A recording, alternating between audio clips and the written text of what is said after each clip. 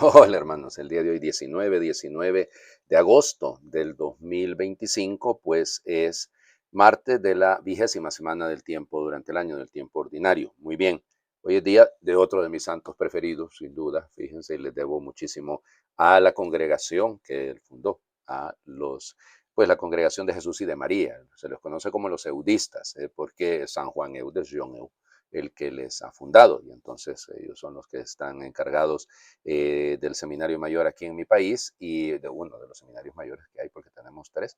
Y pues resulta ser que no, ellos no me educaron a mí, no fueron ellos. De hecho, yo estuve en la etapa en la que ellos asumieron esa dirección y yo ya era sacerdote en ese momento y les acompañé en los primeros años en esa tarea.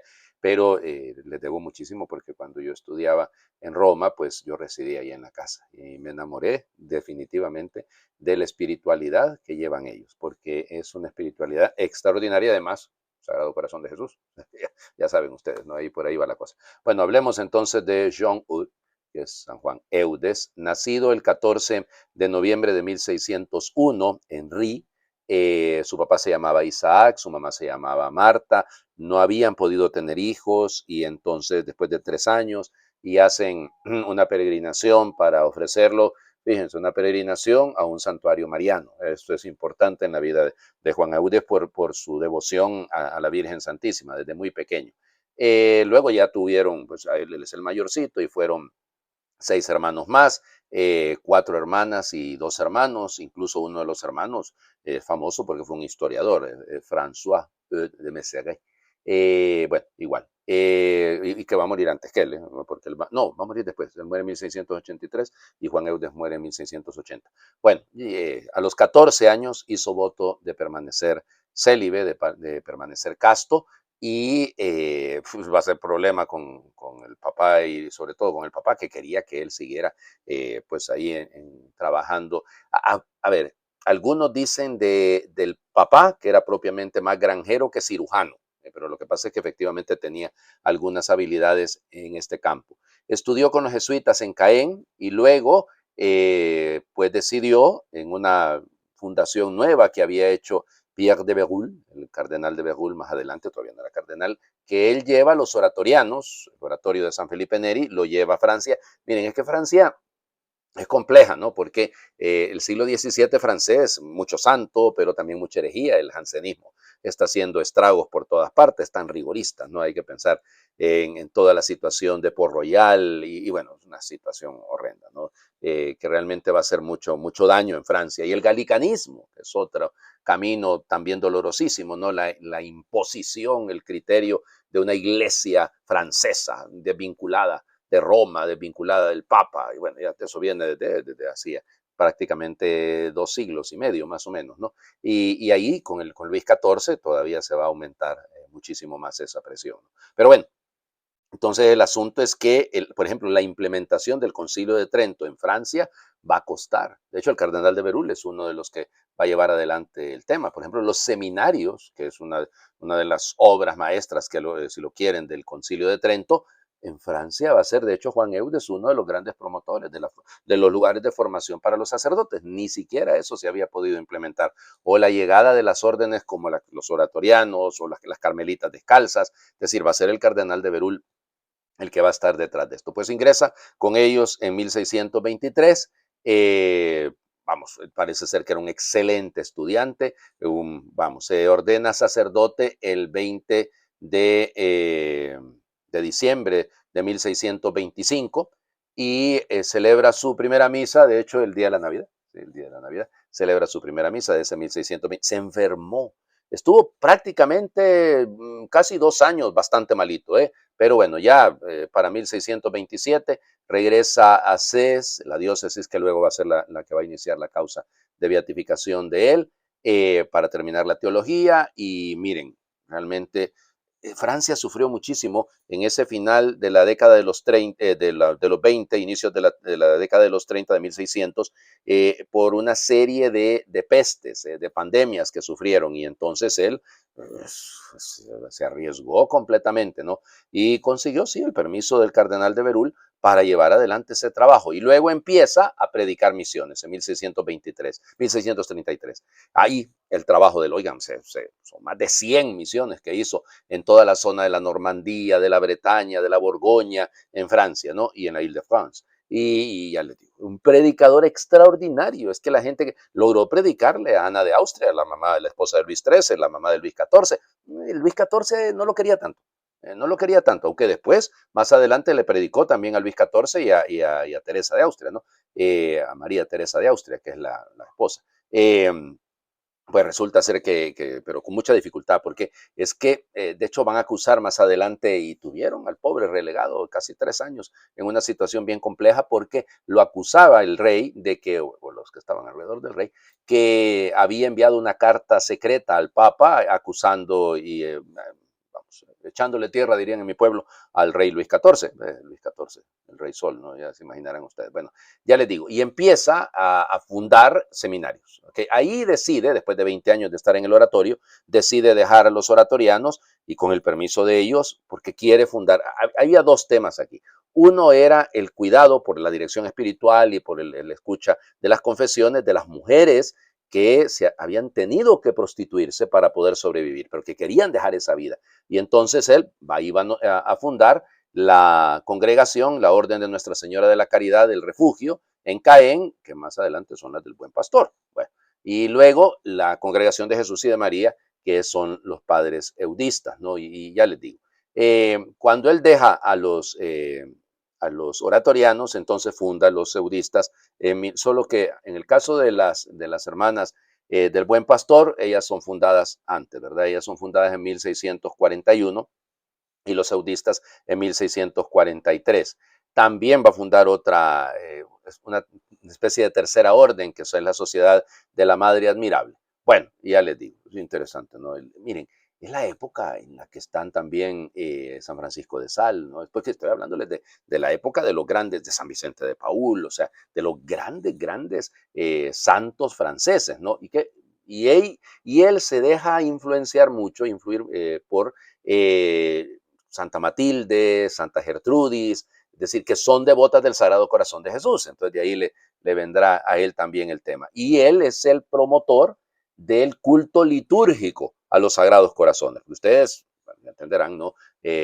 A Santa Margarita María Alacoque, también francesa, que es realmente la que tuvo las visiones a Juan Eudes, aun y cuando, ahora les pongo ese cuadrito, me fascina ese cuadro, estaba ahí en la capilla, no sé si sigue estando, pero en la capilla de los padres eudistas mientras yo estuve estudiando, y pues ese cuadro lo tenía yo, siempre lo miraba y siempre cuando iba a rezar por ahí, pues me encomendaba también al Inmaculado Corazón de María. Él, entonces, la primera misa dedicada al Inmaculado Corazón de María es él el que la confecciona, llamémosle así, y la celebró la primera misa el 8 de febrero de 1648.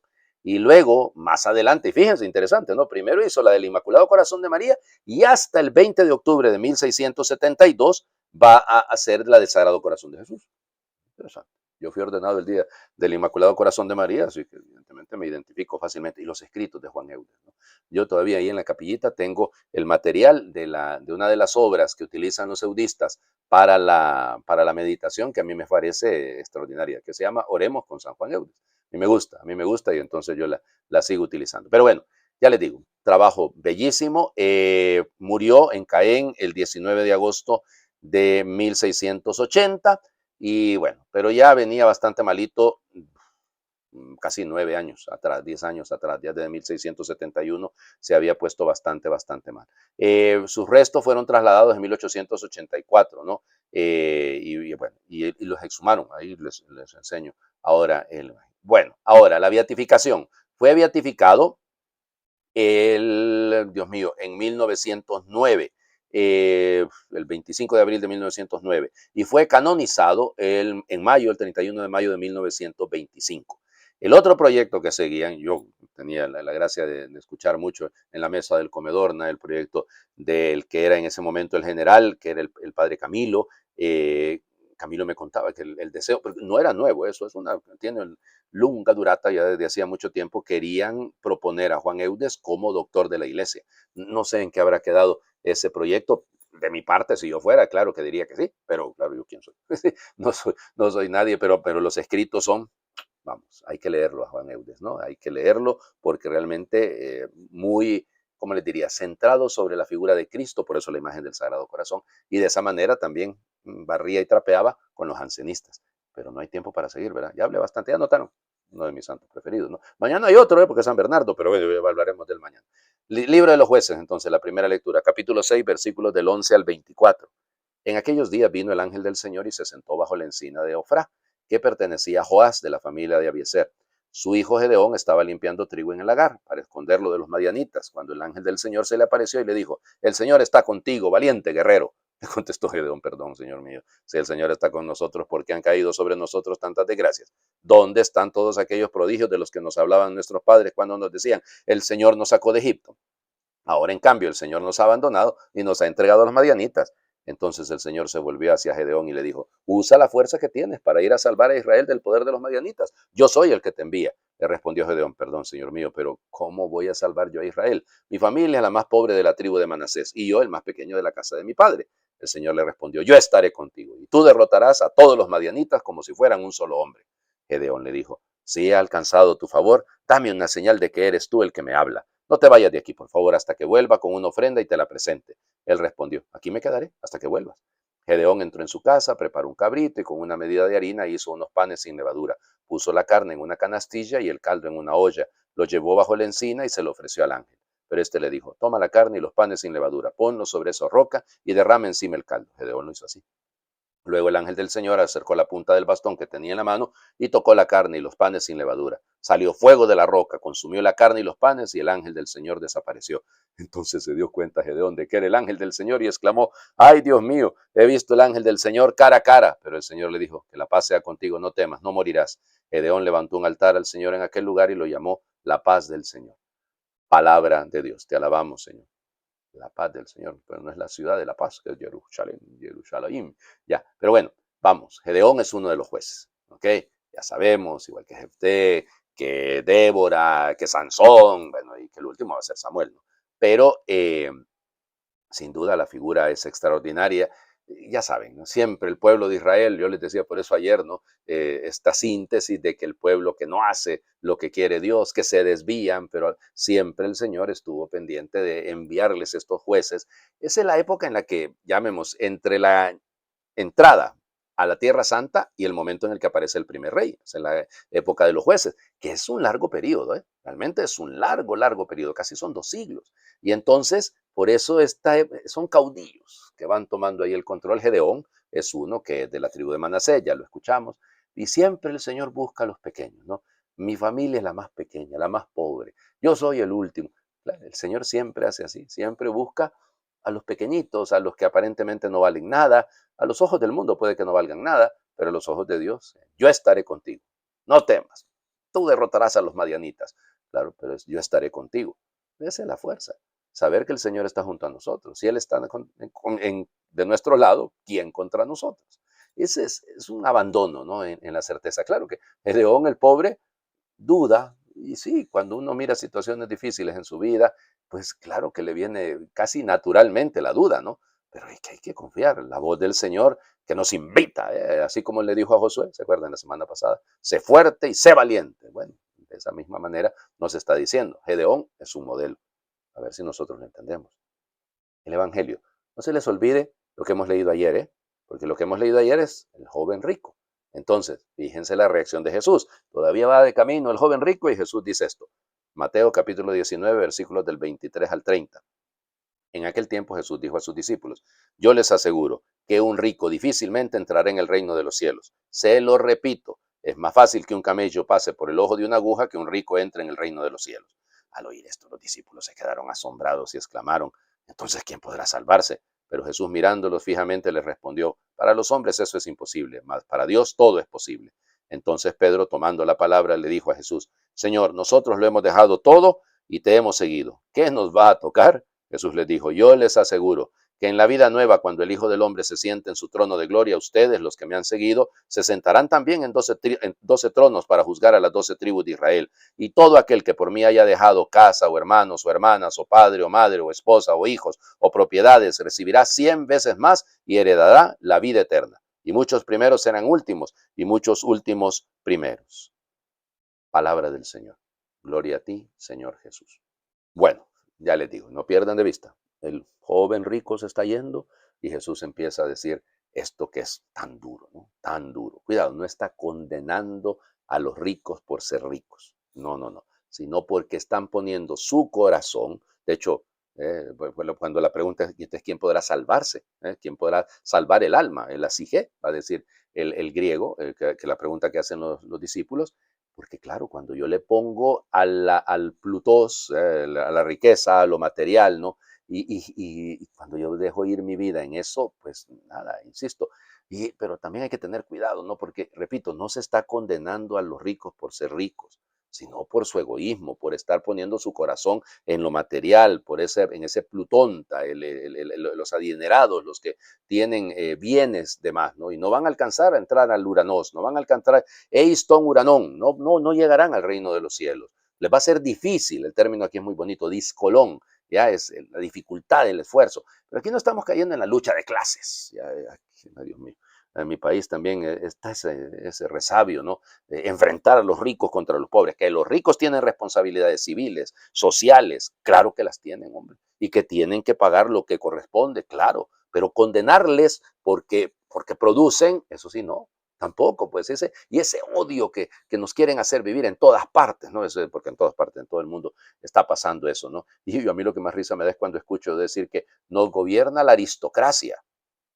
Aristos en griego es los mejores y no, tenemos plutocracias en nuestros países. Los ricos, los que tienen riqueza, entonces son los que alcanzan muchas veces a gobernar, pero no es exactamente así como a veces se plantea. Pero bueno, amén, lego yumin, en verdad les digo, les va a costar, discolón, les va a costar. ¿Por qué? Porque, fíjense, la imagen que yo creo que para ustedes, para los hombres, es imposible. Ahí hay un eudeis, no es posible, pero para Dios sí es posible. Para Dios sí es posible. O sea, Él sí tiene esa fuerza del pleón de salvar. Él sí tiene la posibilidad de salvar. Yo creo que en esto se juega todo, ¿no? En entender que la salvación no nos viene por lo que tenemos. ¿Se acuerdan lo que hemos escuchado hace qué? 3 domingos, 2 domingos, cuando escuchábamos lo de el pleonexia, ¿no? El poner la confianza en lo material. Pues no, Señor. Nosotros tenemos que poner la confianza en Dios, ¿ya? Por eso. Y luego el reclamo de Pedro, ¿no? Es simpático. Nosotros le hemos dejado todo lo hemos dejado, Señor, por seguirte. ¿Qué nos va a tocar? Ahí le pasó la factura. Y el Señor Jesús le dice, ¿no? El 100% en esta vida y luego la vida eterna. La vida eterna, nuestra meta, ¿eh? ¿Se acuerdan? Por eso les digo, pero esa era la versión de Lucas, ¿no? No temas, pequeño rebaño. Tu Padre ha tenido a bien darte el reino. Eso sí, eso es lo que tenemos que aspirar. Porque cuando nos confiamos en todo lo que tenemos, en todas las riquezas, terminamos volviéndonos esclavos de ellas. Les invito a hacer oración. No te rindas, aunque a veces duela la vida, aunque pesen los muros y el tiempo parezca tu enemigo. No te rindas, aunque las lágrimas surquen tu rostro y tu entraña demasiado a menudo. Aunque la distancia con los tuyos parezca insalvable, aunque el amor sea hoy un anhelo difícil, y a menudo te muerdan el miedo, el dolor, la soledad, la tristeza y la memoria. No te rindas, porque sigues siendo capaz de luchar, de reír, de esperar, de levantarte las veces que haga falta. Tus brazos aún han de dar muchos abrazos y tus ojos verán paisajes hermosos. ¿Acaso cuando te mires al espejo no reconoces lo hermoso? Pero Dios sí, Dios te conoce. Y porque te conoce, sigue confiando en ti, sigue creyendo en ti. Sabe que como el ave herida sanarán tus alas y levantarás el vuelo, aunque ahora parezca imposible. No te rindas, que hay quien te ama sin condiciones y te llama a creerlo. Amén.